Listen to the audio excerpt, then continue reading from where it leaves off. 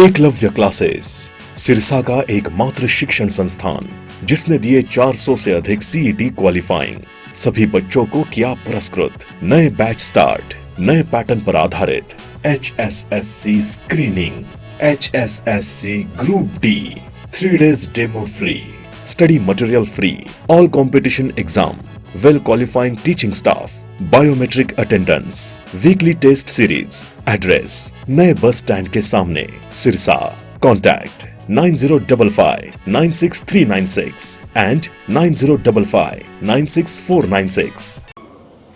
जैसे कि आप सबको पता है कि भारतीय जनता पार्टी का संकल्प पत्र माननीय प्रधानमंत्री नरेंद्र मोदी जी द्वारा जो जारी किया गया, उसी के निमित्त आज का जो ये हमारा प्रेस वार्ता रखी गई है, इसमें विशेष रूप से प्रधानमंत्री जी के नेतृत्व के अंदर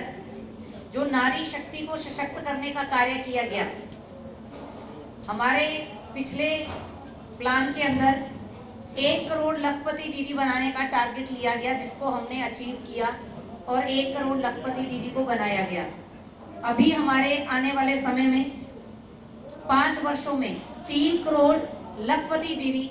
नई बनाने का हमारा जो मैनिफेस्टो के अंदर है, हमारी जो मोदी जी के गारंटी है कि हम 3 करोड़ हमारी नई लखपति दीदी बनाएंगे। भाजपा का ये संकल्प है कि जो हमारे वरिष्ठ नागरिक हैं उनके लिए तीर्थ यात्रा के लिए विशेष रूप से प्रबंध किया जाए, आरंभ किया जाए। और सरकार ने बीज से लेकर बाजार तक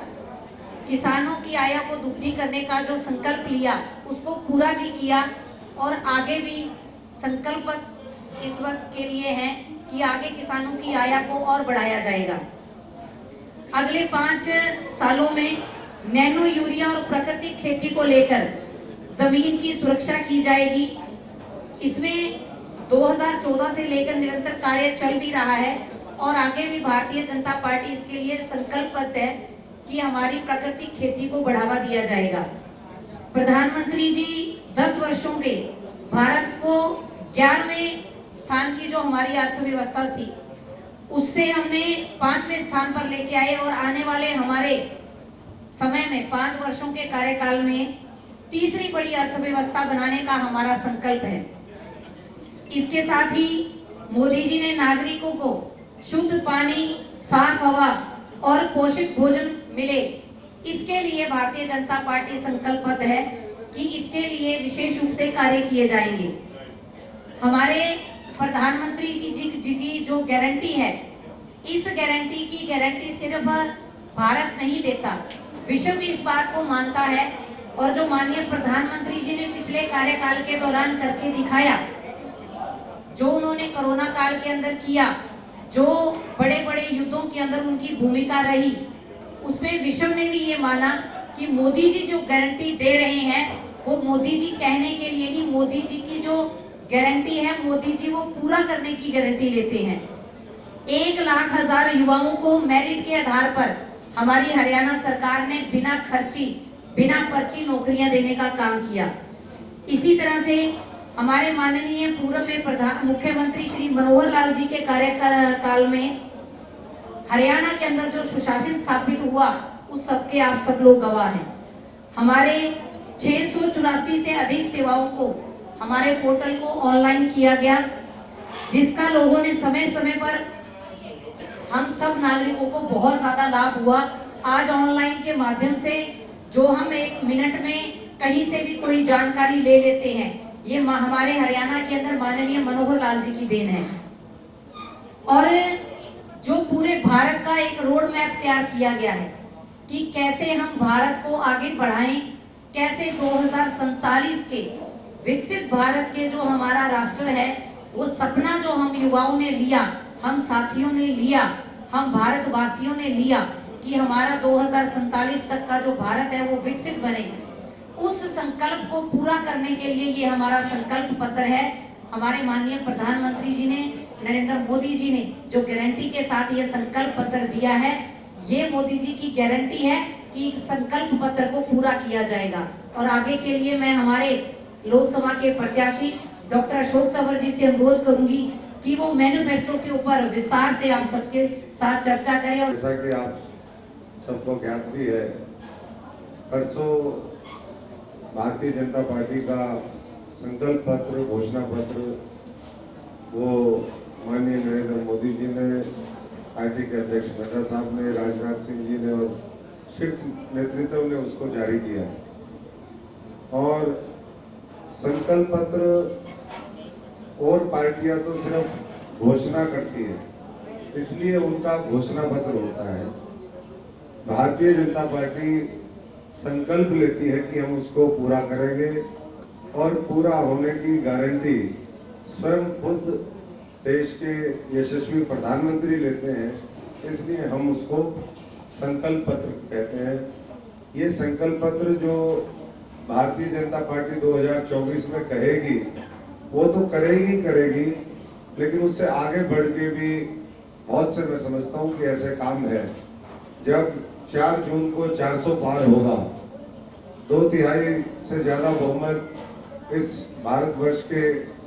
140 करोड़ जो नागरिक हैं उनके आशीर्वाद से मिलेगा, तो मैं समझता हूँ कि हर क्षेत्र में तरक्की होगी। अभी मैं नेताशा जी ने महिलाओं के सशक्तिकरण की बात रखी यहाँ पर, किस तरीके से युवाओं के लिए रोजगार देंगे, कैसे हम किसान मजदूर को ताकत बढ़ाएंगे, जो फ्री राशन है, जो योजना पिछले 5 वर्षों में लगातार जारी है, अगले 5 वर्ष फिर संकल्प लिया है कि उसको हम जारी रखेंगे। जो बिजली के बिल है वो स्पेशल योजना उसके लिए चलाई जा रही कि किस तरीके से हम सूर्य किरण योजना के माध्यम से, जो प्रधानमंत्री जी के नाम से होगी, 0 बिजली के बिल वो आए, वो सुनिश्चित करने का काम करेंगे। स्वास्थ्य के क्षेत्र में आयुष्मान भारत जो अपने आप में एक बहुत महत्वाकांक्षी योजना रही, वो कैसे रक्षा कवच बने, कैसे भविष्य में आयुष्मान आरोग्य मंदिर उनकी संख्या बढ़ाई जाए, जो मुद्रा लोन है उसको बढ़ा करके जो नौजवानों को स्वावलंबी आत्मनिर्भर बनाने की योजना है, 20 लाख रुपए तक का उसका एक व्यक्ति को लोन के लिए वो स्वीकृति आने वाले समय में देंगे। और सबसे बड़ी बात यह है, बाकी तो और बहुत सी चीजें हैं कि किस तरीके से हम शिक्षा के जगत में काम करेंगे, कैसे हम आने वाले समय में जो एम्स है उसकी संख्या बढ़ाएंगे, कैसे हम आयुष के जो है और केंद्र विकसित करेंगे। लेकिन इसके साथ साथ इस भारतवर्ष को 2047 के अंदर हम विकसित भारत बनाए, उसका जो संकल्प है, उसके लिए जो भी ब्लूप्रिंट हो सकता है वो भारतीय जनता पार्टी वो अगली जो तीसरी सरकार होगी नरेंद्र मोदी जी के नेतृत्व उसको पूरा करेगी। 5 वर्षों के अंदर हम भारतवर्ष को तीसरी सबसे बड़ी अर्थव्यवस्था बनाने का काम करेंगे। और आप सब जानते हैं, क्योंकि हर व्यक्ति किसी न किसी प्रोफेशन से यहाँ पर जुड़ा हुआ है, कोई व्यापार से है, कोई खेती से। जब हम अपनी फसल बेचते हैं, जब किसान के खाते में पैसा आता है, जब आड़ती के खाते में पैसा आता है, तो वो उसका जो मुनाफा होता है वो परिवार के पालन पोषण के लिए भी खर्च करता है, वो मकान बनाने के लिए भी करता है, वो बच्चों की शिक्षा चिकित्सा पे भी खर्च करता है, उसकी जो पेइंग कैपेसिटी है वो बढ़ती है, वो गाड़ी के ऊपर भी खर्च करता है, वो मकान के ऊपर भी खर्च करता है और जीवन स्तर बेहतर होता है। ऐसे ही जब देश की अर्थव्यवस्था पूरी दुनिया में तीसरी बड़ी अर्थव्यवस्था बनेगी, तो पूरा भारत जो है वो सुख समृद्धि के रास्ते पर आगे बढ़ेगा। यही नरेंद्र मोदी जी का और भारतीय जनता पार्टी का संकल्प है। और इसके लिए पहले पिछले 10 वर्षों में आदरणीय नरेंद्र मोदी जी के नेतृत्व में एक मजबूत बुनियाद इस देश में इंफ्रास्ट्रक्चर की रखी गई। जो पुराने वर्षों से लंबित काम थे, जो मुद्दे थे, उसका तो समाधान हुआ, चाहे वो राम मंदिर का मामला हो, 370 का मामला हो, महिलाओं के लिए आरक्षण का प्रावधान हो, 3 तलाक खत्म करना हो, या फिर सीए कानून को लागू करना हो। इसके साथ साथ कई लाख करोड़ रुपए के प्रोजेक्ट वो अलग अलग राज्यों में जारी हैं। और नरेंद्र मोदी जी ने इस संकल्प पत्र में भारतीय जनता पार्टी ने खास तौर पे कहा है कि भविष्य के अंदर हम कैसे हमारी संस्कृति को, हमारे गौरव को, हमारी परंपराओं को और भविष्य में आगे बढ़ा सके, उसके लिए भी हम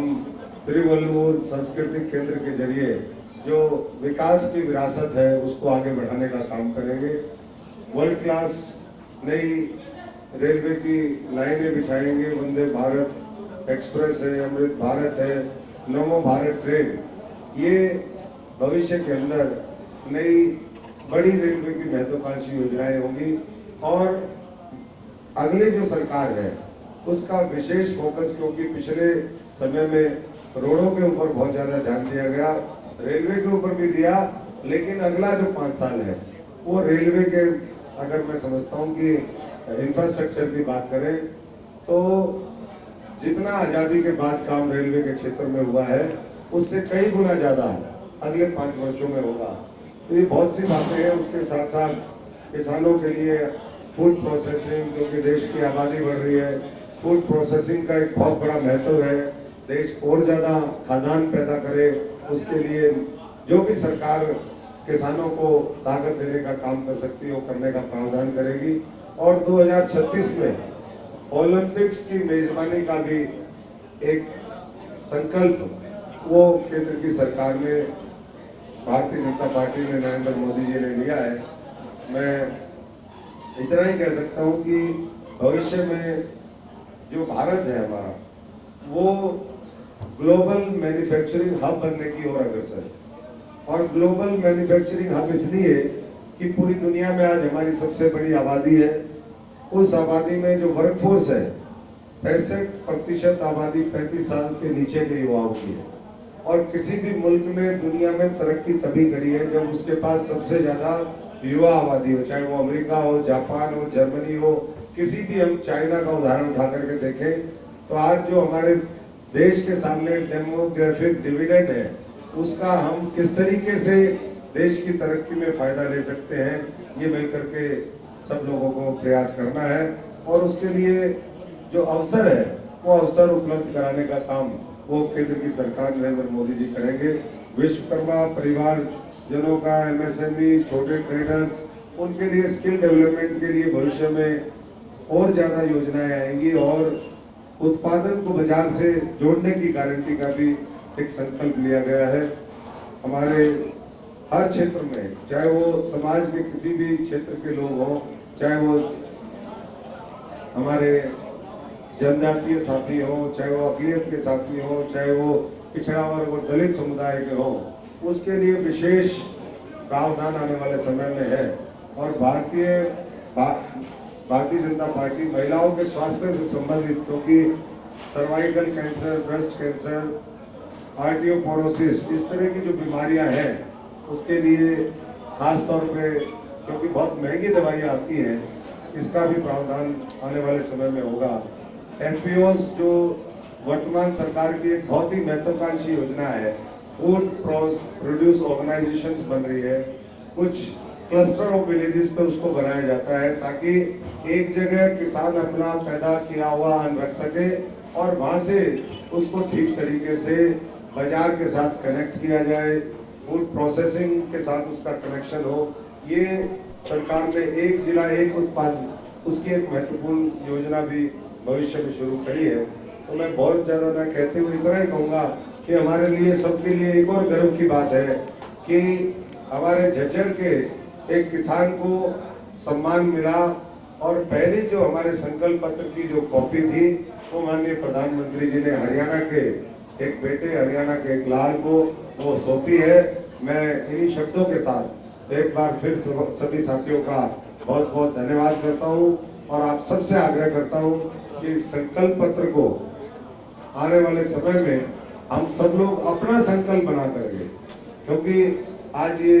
देश का चुनाव है, हम सब लोग अपना संकल्प बना करके इसके लिए सब लोग मेहनत करें, जन जन तक बात पहुंचाने का काम करें कि एक तरफ बहुत क्लियर विजन के साथ, मिशन के साथ नरेंद्र मोदी जी और भारतीय जनता पार्टी वो काम कर रही है और दूसरी तरफ दिशाहीन विपक्ष है जिसके पास न नेता है, न नीतियां हैं, न नेतृत्व है और जिसके पास मैं समझता हूँ कि न विचारधारा बची है। बहुत बहुत धन्यवाद।